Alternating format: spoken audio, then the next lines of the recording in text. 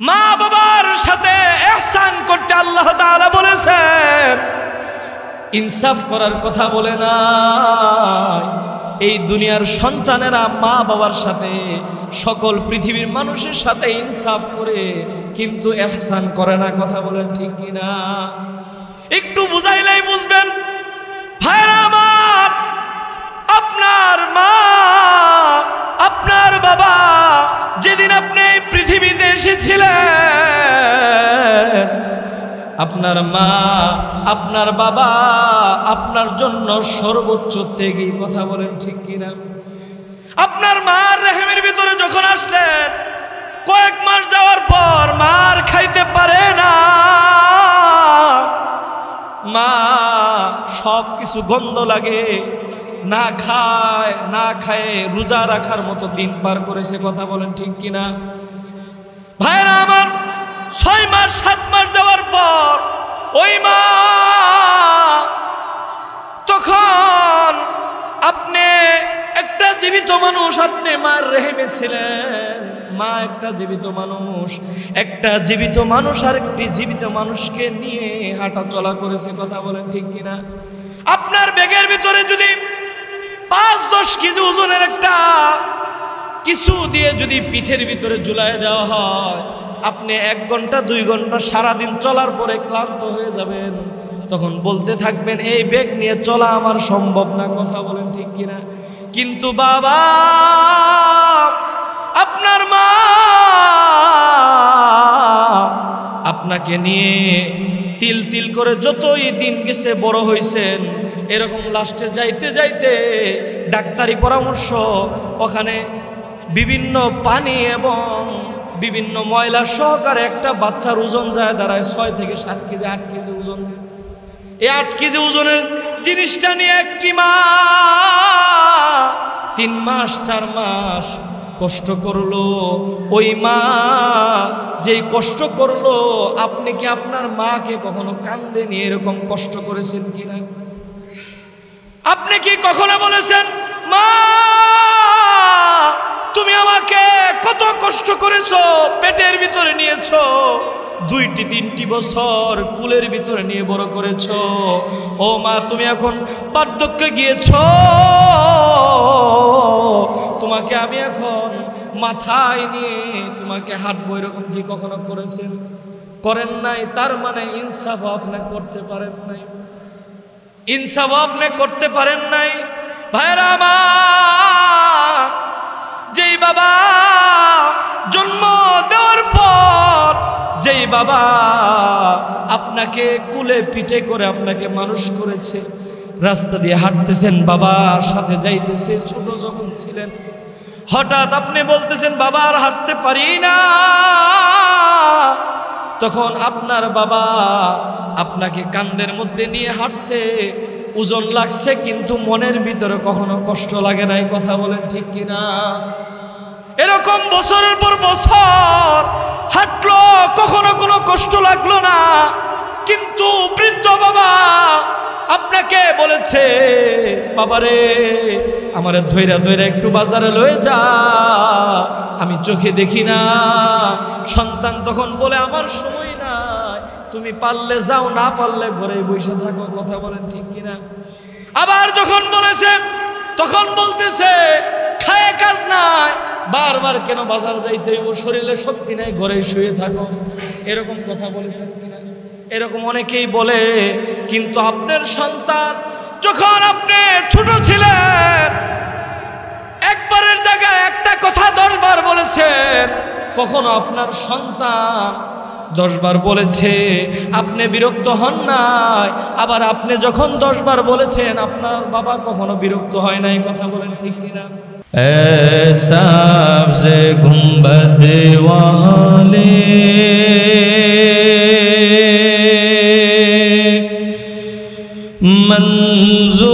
मंजूर दुआ करना,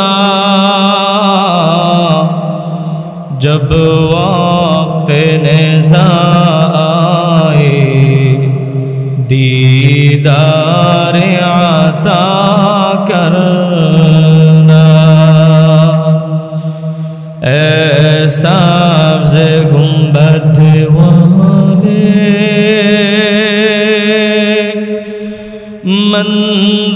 منظور دعا کرنا جب وقت نزا آئے دیدار عطا کرنا میں قبر اندھیری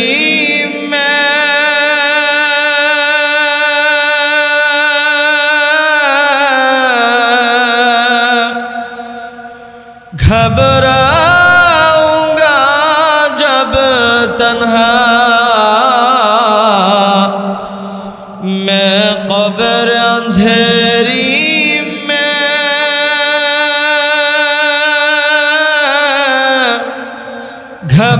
گھبراؤں گا جب تنہا امداد میری کر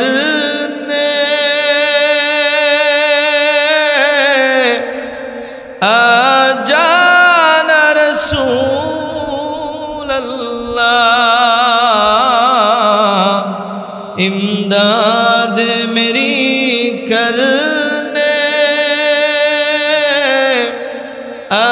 جانا رسول اللہ روشن میری تربت کو للہ ذرا کرنا اے سبز گنبد والے منظور دعا کرنا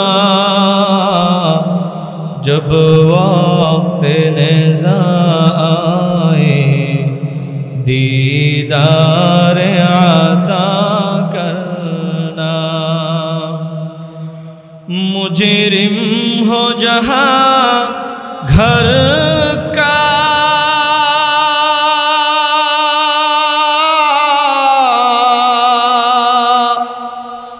محشر میں برم رکھنا مجرم ہو جہاں گھر کا محشر میں برم رکھنا رسوائے زمانہ ہو دامن میں چھپا لینا مقبول دعا میری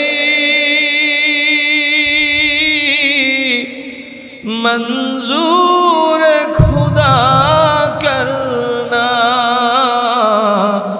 جب وقت نزا آئے دیدار عطا کرنا اے سبز گنبد والے منظور دعا کرنا جب وقت نزا آئے دیدار عطا کرنا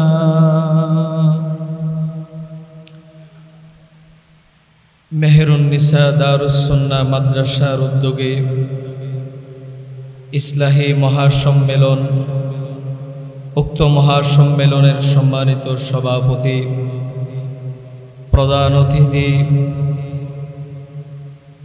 এবং আমার সম্মুখে আল্লাহ তাআলার জাকিরিন শাকিরিন মুহাব্বতের বান্দারা পর্দার আড়ালে সম্মানিতা মা ও বোনেরা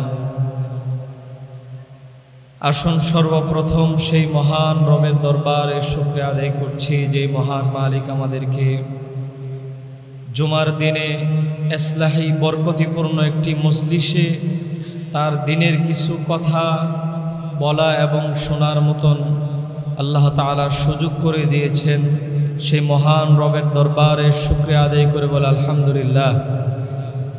আরও শুকরিয়া আদায় করছি দু জাহানের সরকার কায়নাত হজরতে মুহাম্মদুর রাসূলুল্লাহ সাল্লাল্লাহু আলাইহি ওয়াসাল্লাম আখিরি নবীর আখিরি উম্মত হিসেবে আল্লাহ তাআলা আমাদেরকে বিনা দরখাস্তে কবুল ও মঞ্জুর করে নিয়েছেন, এই জন্য বলি আলহামদুলিল্লাহ। সম্মানিত উপস্থিতি, মেহেরুন্নিসা দারুস সুন্নাহ মাদ্রাসা আপনাদের এলাকায় আছে, এই জন্য আপনারা খুশি না বেজার? সকলেই কথা বলতে হবে আমার সাথে। আমি কিন্তু আপনারা ঘুমায় থাকলে আলোচনা করতে পারবো না, আপনারা আমার সাথে কথা বলতে হবে। এই মেহেরুন্নিসা দারুস সুন্নাহ মাদ্রাসা আপনাদের এলাকায় আসছে, এই জন্য আপনারা খুশি না বেজার? সকলে বলি আল্লাহু আকবার, সুবহানাল্লাহি ওয়া বিহামদিহি, সুবহানাল্লাহিল আযীম। আল্লাহর প্রশংসা করলাম, আল্লাহ তাআলা খুশি হয়ে গিয়েছে, বলেন না আলহামদুলিল্লাহ।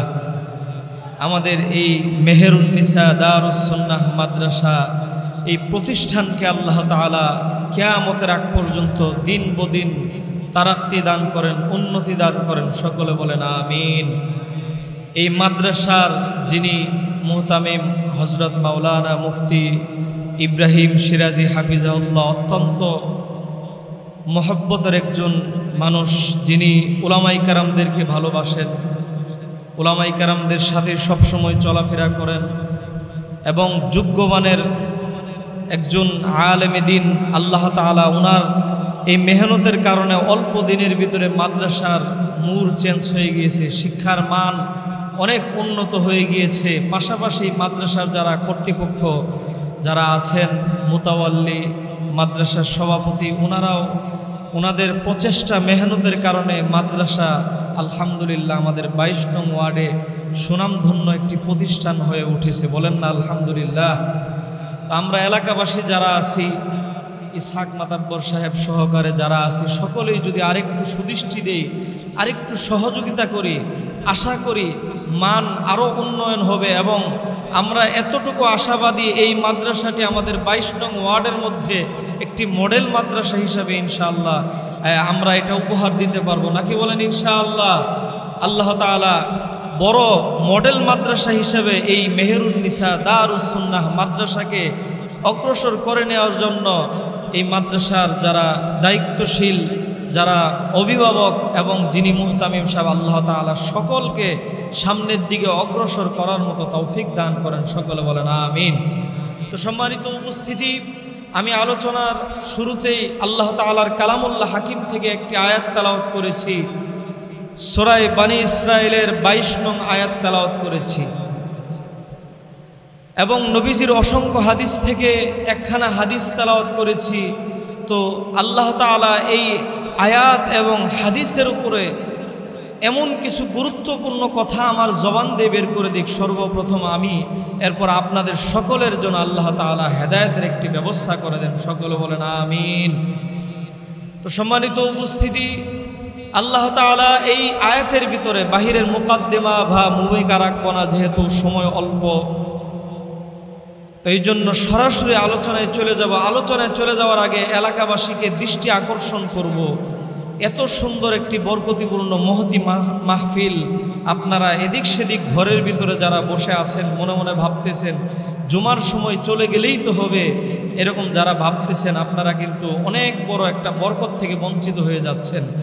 সেই জন্য উদারত আহ্বান করব, যারা এদিক সেদিক আছেন সকলেই মাহফিলের ভিতরে চলে আসেন। এটা প্রতিদিনই থাকবে না, কিন্তু এখন যদি আসেন এটা আপনার গুনাহ মাফের একটি সুযোগ হয়ে যাবে, বলেন না আলহামদুলিল্লাহ। আল্লাহ তাআলা সকলের প্রতি ইহসান করে আল্লাহ সকলকে এই মাহফিলের ভিতরে ঢুকায় দেখ, সকলে বলেন আমিন। তো সম্মানিত উপস্থিতি, এই আয়াতের ভিতরে আল্লাহ তাআলা ফয়সালা দিয়েছেন। আল্লাহ তাআলা বলেন, ওয়াকাদা রাব্বুকা আল্লা তা'বুদু ইল্লা ইয়্যাহু ওয়া বিল ওয়ালিদাইনি ইহসানা। আল্লাহ তাআলা বলেন, ওয়াকাদা রাব্বুকা আল্লা তা'বুদু ইল্লা ইয়্যাহু ইয়্যাহু ওয়া বিল ওয়ালিদাইনি ইহসানা। ও পৃথিবীবাসী, আল্লাহ তাআলা আপনাদেরকে ডেকে ডেকে বলতেছে, আমি রবের পক্ষ থেকে চূড়ান্ত দুইটি ফায়সালা। বলেন না আল্লাহু আকবার। আল্লাহ তাআলা বলতেছে, ও দুনিয়াবাসী, যারা আমার বান্দা, আমি আল্লাহ তাআলাকে যারা মহব্বত করো, ভালোবাসো, চূড়ান্ত পর্যায়ের দুইটি ফায়সালা, এই দুইটি ফায়সালা তোমাদেরকে মানতেই হবে। বলেন না আল্লাহু আকবার। কুকুটের ভিতরে যখন একটা চূড়ান্ত পর্যায়ের সিদ্ধান্ত এসে যায়, তখন আর আপিল করার সুযোগ থাকে না। আল্লাহ তাআলা বলতেছে, এটা আমার চূড়ান্ত ফায়সালা, এটা আপিল করার আর সুযোগ নাই, এটা তোমাদের মানতেই হবে। এটা আমরা মানতে রাজি আছি তো ইনশাআল্লাহ? রাজি আছি তো ইনশাআল্লাহ? আল্লাহ তাআলা বলেন, আল্লাহ তা'বুদু, ও আমার বান্দারা, আল্লাহ তা'বুদু, প্রথম ফায়সালা হইতেছে আমার ইবাদত বন্দেগী করবা। বলেন না আল্লাহু আকবার। আমরা কার ইবাদত করব? জোরে বলেন বাবা। আল্লাহর ইবাদত করব। আল্লাহ তাআলা বলেন, আল্লাহ তা'বুদু, আমার ইবাদত বন্দেগী করবা। তাহলে আল্লাহ তাআলা যেহেতু বলে দিয়েছেন আমার ইবাদত করবা, চূড়ান্ত পর্যায়ের ফায়সালা, তাহলে দুনিয়ার ভিতরে যদি অন্য কারো আইন মানি, অন্য কারো বিধান মানি, তাহলে আল্লাহ তাআলার সাথে কুফরি হবে কিনা? কথা কয় না, বুঝেন না আমার কথা? একটু এদিকে আহেন তো, সামনে আহেন, তাহলে কথা এদিকে আহেন, সামনে আহেন। আমরা যদি অন্য কারো আইন মানি, অন্য কারো বিধান মানি, তাহলে আল্লাহ তাআলার সাথে কুফরি হবে। আর আল্লাহ তাআলা বলে দিয়েছেন, আল্লাহ তা'বুদু, আমার চূড়ান্ত ফায়সালা আমার ইবাদত বন্দেগী করবা। বলেন না আল্লাহু আকবার। ভাইরা আমার, আল্লাহর ইবাদত বন্দেগী করব। আল্লাহ তাআলা বলেন, ও আমার বান্দা, আমার ইবাদত বন্দেগী করবা। কখন থেকে কোন সময় পর্যন্ত করবা? এই ব্যাপারে আল্লাহ তাআলা বলেন, আল্লাহ তাআলা বলেন, ও আমার বান্দা, তোমার জন্মের পরে যখন তোমার ইবাদতের সময় হবে, ওই ইবাদতের সময় হওয়ার পরে থেকে একেবারে মৃত্যুর আগ পর্যন্ত আমার ইবাদত বন্দেগী করবা। বলেন না সুবহানাল্লাহ। ভাইরা আমার, আল্লাহ তাআলা বলে দিয়েছে আমার ইবাদত বন্দেগী করবা, আমার গোলামি করবা, আমার দাসত্ব করবা। আল্লাহ তা'বুদু ইল্লা ইয়্যাহু ওয়া বিল ওয়ালিদাইনি ইহসানা। পরের শব্দে আল্লাহ তাআলা বলেন, আমার ইবাদত বন্দেগী করবা, আমার পাশাপাশি অন্য কাউকে আর শরীক করা যাবে না। বলেন না সুবহানাল্লাহ। আল্লাহ তাআলা বলেন, আমার ইবাদত বন্দেগী করবা, আমার গোলামি করবা, আমার দাসত্ব করবা, পাশাপাশি অন্য কারোর যদি গোলামি করো, তাহলে কুফরি হয়ে যাবে। অন্য কারো আইন, অন্য কারো বিধান, অন্য কারোর অনুগত্য আর করা যাবে না। একমাত্র আমি মালিকের ইবাদত করবা। বলেন না সুবহানাল্লাহ। তাহলে ভাইরা আমার, প্রথম নাম্বার আল্লাহ তাআলা ফায়সালা দিয়েছেন, চূড়ান্ত দুইটা ফায়সালা। একটা ফায়সালা কার ইবাদত করা? আল্লাহ তাআলার ইবাদত বন্দেগী করা। আল্লাহ তাআলার ইবাদত বন্দেগী করতে হবে। পাশাপাশি আল্লাহ বলে দিতেছে যে আমার ইবাদত তো করবাই, আমার ইবাদতের যখন ইবাদত বন্দেগী করবা, অন্য কারোর ইবাদত করা যাবে না, অন্য কারো আইন মানা যাবে না, অন্য কারোকে আমার সাথে মিশানো যাবে না। বলেন না সুবহানাল্লাহ। যদি কেউ অন্য কারোকে আল্লাহর সাথে সাংঘর্ষিক করে, তাহলে সে কুফরি করবে। আল্লাহ তাআলা সব গুনাহ ক্ষমা করলেও কুফরির গুনাহ ক্ষমা করেন না। বলেন না নাউজুবিল্লাহ। দুনিয়ার ভিতরে আপনি জীবনভর গুনাহ করেছেন, এই গুনাহের ক্ষমা আল্লাহ তাআলা করে দিবেন আল্লাহর কাছে যদি তওবা করেন। কিন্তু আল্লাহর সাথে আপনি শরীক করলেন, এই গুনাহ আল্লাহ কখনোই মাফ করবে না। ভাইরা আমার, দৃষ্টান্ত হলো বাবা সন্তানকে সবচেয়ে বেশি মহব্বত ভালোবাসা দেয়, মা জীবনের সর্বোচ্চ ত্যাগ আর কোরবানি দিয়ে সন্তানকে মহব্বত করে। এই সন্তান হাজারো ভুল করলেও এই সন্তানের ভুলগুলো বাবা মাফ করে দেয়। কথা বলেন ঠিক কিনা? কিন্তু এই সন্তান যদি কোনো জায়গায় যায় বলে এটা আমার বাবা, কিন্তু আমার বাবার কাতারে আমার আরেকজন বাবাও আছে, দুইজনের মধ্যে থেকে যে কোনো একজন আমার বাবা, এই কথা যদি বলে ওই বাবা কি তারে ক্ষমা করবে? কথা কি বুঝতে পারতেছেন? যদি বলে উনিও আমার বাবা, সম্মানী শ্রদ্ধেয়, কিন্তু আরেকজন আমার বাবা আছে, জানি না কার ইয়ে থেকে হয়েছি, এরকম কথা যদি বলে ওই বাবা কি সন্তানকে ক্ষমা করবে? কখনোই ক্ষমা করবে না। হাজার ভুল করলেও ক্ষমা করবে, কিন্তু যখন পিতৃ পরিচয় নিয়ে যখন কথা বলেছে তখন এই বাবা বলবে তোর মতন সন্তান দরকার নাই, এই সন্তানকে তখন বহিষ্কার করবে। কথা বলেন ঠিক কিনা? ঠিক তদ্রূপ আল্লাহ তাআলার ইবাদত বন্দেগী আপনি করতেছেন, পাশাপাশি কোনো এক সময় গুনাহ হয়ে গিয়েছে, আল্লাহ আপনাকে মাফ করে দিবে। কিন্তু গুনাহের পাশাপাশি যদি আল্লাহর সাথে আরেকজনকে শরীক বানান, যদি বলেন আল্লাহ তোমার কাছে সাহায্য চাই, পাশাপাশি আমার পীর বাবার কাছেও আমি সন্তান চাই, এরকম কথা যদি বলেন তাহলে আল্লাহর সাথে শরীক করা হলো না? আর আল্লাহর সাথে যদি কোনো বান্দা শরীক করে, শিরিক করে ফেলে, আল্লাহ বলছে সব গুনাহ মাফ করব, কিন্তু এই গুনাহ মাফ করব না, তোর ঈমান ভেঙে যাবে, তোর ঈমান ধ্বংস হয়ে যাবে। বলেন না নাউজুবিল্লাহ? এরকম গুনাহ আমাদের বাংলাদেশে হয় কিনা? কথা বলতে হবে, হয় কিনা? অহরহ গুনাহ হইতেছে। কিছু বন্ড মাজার পূজারী আছে, এই খবিজগুলো এরা পীরের নামে খানকা করে বসে মানুষের ঈমান চুরি করতেছে, মানুষের ঈমানকে ধ্বংস করতেছে। কথা বলেন ঠিক কিনা? এরা বইলা ওখানে বসে বৈশা বলে আমার কাছে মুরিদ হইলে তোর নামাজ লাগবো না, তোর ইবাদত বন্দেগী লাগবো না, কিচ্ছু লাগবো না, বছরে একবার একটা করে গরু লয়ে আইবি, আমার কাছে মুরিদ হবি, আমার লগে সুসম্পর্ক রাখবি, মাঝে মধ্যে হাদিয়া দিবি, তোরে আমি জান্নাতে পৌঁছাই দিব। বলেন না নাউজুবিল্লাহি মিন যালিক? এরকম কথা যদি কোনো খবিসে বলে বুঝতে হবে এটা কোনো আলেম না, এটা হচ্ছে জালেম। কথা বলেন ঠিক কিনা? এটা পীর না, এটা হচ্ছে মানুষের ঈমান বিধ্বংসী একটা মুনাফিক শয়তান। কথা বলেন ঠিক কিনা? ওই রকম মুনাফিক শয়তান থেকে আমাদেরকে দূরে থাকতে হবে ইনশাআল্লাহ।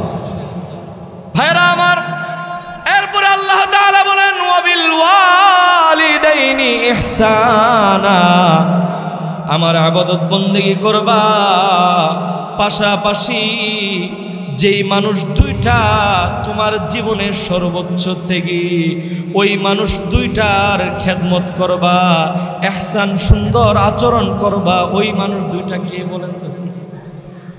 বাবা এবং মা। মাশাআল্লাহ। ভাইরা আমার, আল্লাহ তাআলার ইবাদতের পাশাপাশি মা বাবার খেদমতের কথা, মা বাবার সাথে সুন্দর আচরণের কথা আল্লাহ তাআলা বলে দিয়েছে। এই জন্য আমাদের মা বাবার খেদমত করা দরকার আছে কিনা? আল্লাহ তাআলার আদেশ যেমন নামাজ পড়েন, আল্লাহর আদেশ যেমন রোজা রাখেন, আল্লাহর আদেশ যেমন ইবাদত বন্দেগী করেন, পাশাপাশি আল্লাহর আদেশ মা বাবার খেদমত করতে হবে। আমরা মা বাবার খেদমত করতে রাজি আছি তো ইনশাআল্লাহ? জোরে বলেন ইনশাআল্লাহ। ভাইরা আমার, এই যে আল্লাহ বলছে ওয়াবিল ওয়ালিদাইনি ইহসানা, ইহসান শব্দের অর্থ কি? আজকেও সকালে তাফসিরের মধ্যে পড়তেছিলাম। ইহসান শব্দের অর্থ হচ্ছে, একটা হচ্ছে ইনসাফ, আরেকটা হচ্ছে ইহসান। ইনসাফ হলো পৃথিবীর ভিতরে যে কোনো মানুষের হক যদি আদায় করে, এটার নাম হলো ইনসাফ। আপনি একটা ভালো কাজ করছেন, আপনার সাথে আমি একটা ভালো কাজ করলাম, এটা হলো ইনসাফ। আপনি আমাকে হাদিয়া দিয়েছেন, আমি আপনাকে হাদিয়া দিয়েছি, এটা হলো ইনসাফ। আর ইহসান শব্দের অর্থ হলো আপনি আমাকে ইনসাফ করেছেন, ভালো কাজ করেছেন আমার সাথে, আপনি আমাকে ভালো কিছু দিয়েছেন, আপনাকে যদি আমি 2টা দেই বা 3টা দেই ওইটার নাম হবে ইহসান। বলেন না সুবহানাল্লাহ। ইনসাফ কি? আপনি আমার খেদমত করেছেন 1 ঘন্টা, আমি যদি আপনার 1 ঘন্টা খেদমত করি এটা ইনসাফ হয়ে যাবে। আর ইহসান শব্দের অর্থ হলো আপনি আমার 1 ঘন্টা খেদমত করেছেন, আপনার যদি আমি 3 ঘন্টা খেদমত করি তাহলে এটা হবে ইহসান। বলেন না সুবহানাল্লাহ। ভাইরা আমার, মা বাবার সাথে ইহসান করতে আল্লাহ তাআলা বলেছেন, ইনসাফ করার কথা বলে না। এই দুনিয়ার সন্তানেরা মা বাবার সাথে, সকল পৃথিবীর মানুষের সাথে ইনসাফ করে কিন্তু ইহসান করে না। কথা বলেন ঠিক কিনা? একটু বুঝাইলেই বুঝবেন। ভাইরা আমার, আপনার মা, আপনার বাবা যেদিন আপনি এই পৃথিবীতে এসেছিলেন, আপনার মা, আপনার বাবা আপনার জন্য সর্বোচ্চ ত্যাগী। কথা বলেন ঠিক কিনা? আপনার মার রেহেমের ভিতরে যখন আসলেন, কয়েক মাস যাওয়ার পর মার খাইতে পারে না, মা সব কিছু গন্ধ লাগে, না খায়, না খায় রোজা রাখার মতো দিন পার করেছে। কথা বলেন ঠিক কিনা? ভাইরা আমার, 6 মাস 7 মাস যাওয়ার পর ওই মা, তখন আপনি একটা জীবিত মানুষ, আপনি মার রেহেমে ছিলেন। মা একটা জীবিত মানুষ, একটা জীবিত মানুষ আর একটি জীবিত মানুষকে নিয়ে হাঁটা চলা করেছে। কথা বলেন ঠিক কিনা? আপনার ব্যাগের ভিতরে যদি 5-10 কেজি ওজনের একটা কিছু দিয়ে যদি পিঠের ভিতরে ঝুলায় দেওয়া হয়, আপনি 1 ঘন্টা 2 ঘন্টা সারাদিন চলার পরে ক্লান্ত হয়ে যাবেন, তখন বলতে থাকবেন এই ব্যাগ নিয়ে চলা আমার সম্ভব না। কথা বলেন ঠিক কিনা? কিন্তু বাবা, আপনার মা আপনাকে নিয়ে তিল তিল করে যতই দিন গেছে বড় হইছেন, এরকম লাস্টে যাইতে যাইতে ডাক্তারি পরামর্শ, ওখানে বিভিন্ন পানি এবং বিভিন্ন ময়লা সহকারে একটা বাচ্চার ওজন যায় দাঁড়ায় 6 থেকে 7 কেজি 8 কেজি ওজন। এই 8 কেজি ওজনের জিনিসটা নিয়ে একটি মা 3 মাস 4 মাস কষ্ট করলো। ওই মা যেই কষ্ট করলো, আপনি কি আপনার মাকে কখনো কান্দে নিয়ে এরকম কষ্ট করেছেন কিনা? আপনি কি কখনো বলেছেন মা তুমি আমাকে কত কষ্ট করেছো, পেটের ভিতরে নিয়েছো, 2-3 বছর কুলের ভিতরে নিয়ে বড় করেছো, ও মা তুমি এখন বার্ধক্যে গিয়েছো, তোমাকে আমি এখন মাথায় নিয়ে তোমাকে হাঁটবো, এরকম কি কখনো করেছেন? করেন নাই। তার মানে ইনসাফ আপনি করতে পারেন নাই, ইনসাফ আপনি করতে পারেন নাই। ভাইরা আমার, যেই বাবা জন্ম দেওয়ার পর, যেই বাবা আপনাকে কুলে পিঠে করে আপনাকে মানুষ করেছে, রাস্তা দিয়ে হাঁটতেছেন, বাবার সাথে যাইতেছে, ছোট যখন ছিলেন, হঠাৎ আপনি বলতেছেন বাবা আর হাঁটতে পারি না, তখন আপনার বাবা আপনাকে কাঁধের মধ্যে নিয়ে হাঁটছে, ওজন লাগছে কিন্তু মনের ভিতরে কখনো কষ্ট লাগে নাই। কথা বলেন ঠিক কিনা? এরকম বছরের পর বছর হাঁটলো, কখনো কোনো কষ্ট লাগলো না, কিন্তু বৃদ্ধ বাবা আপনাকে বলেছে বাবারে আমারে ধইরা ধইরা একটু বাজারে লয়ে যা, আমি চোখে দেখি না। সন্তান তখন বলে আমার সময় নাই, তুমি পারলে যাও, না পারলে ঘরে বসে থাকো। কথা বলেন ঠিক কিনা? আবার যখন বলেছে তখন বলতেছে খায় কাজ নাই, বারবার কেন বাজার যাইতে হইব, শরীরে শক্তি নাই, ঘরে শুয়ে থাকো। এরকম কথা বলেছেন কিনা? এরকম অনেকেই বলে।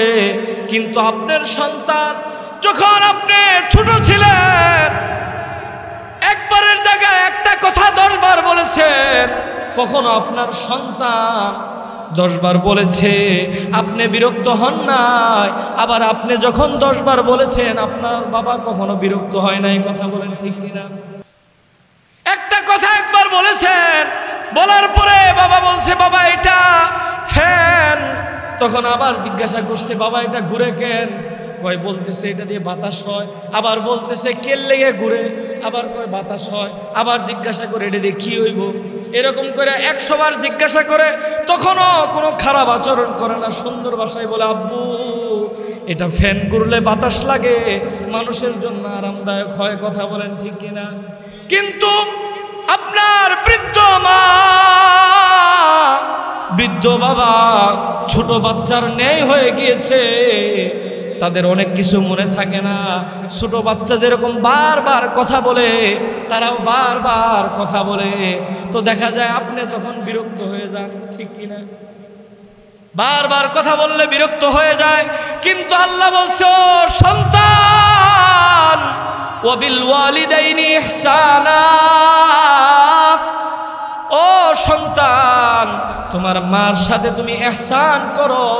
তোমার মা যদি তোমাকে 5 বছর কুলে পিঠে করে মানুষ করে, তোমার মা যখন বার্ধক্যে চলে যাবে, তোমার মাকেও মাঝে মধ্যে তুমি মাথায় করে নিয়ে যাও। বলেন না আল্লাহু আকবার। যদি মাথায় করে না নিতে পারো, হাত ধরে এক জায়গা থেকে ওই জায়গায় নিয়ে যাবা, খেদমত করবা, তুমি মা বাবার সাথে সুন্দর ব্যবহার করবা। কিন্তু আমরা মা বাবা যদি বৃদ্ধ হয়ে যায়, তখন আমার কাছে বোঝা হয়ে যায়। কথা বলেন ঠিক কিনা? ভাইরা আমার, আমাদের কাছে তো কত মানুষ কত জায়গায় মাদ্রাসায় আসে, হুজুর একটি খতমে খাজেগান, খতমে ইউনুস পড়তে আসছি, আমার মা 5 বছর ধরে বিছানায় শুয়ে আছে, খুব কষ্ট। আমার মাকে 5 বছর ধরে খেদমত করতেছি, সুস্থ হয় না। তাহলে খতমে ইউনুস পড়েন, যদি হায়াত থাকে তাহলে যেন বাঁচে, সুস্থতার জীবন দেয়, আর নাইলে যেন আল্লাহ লয়ে যায়। এরকম কথা বলে কিনা?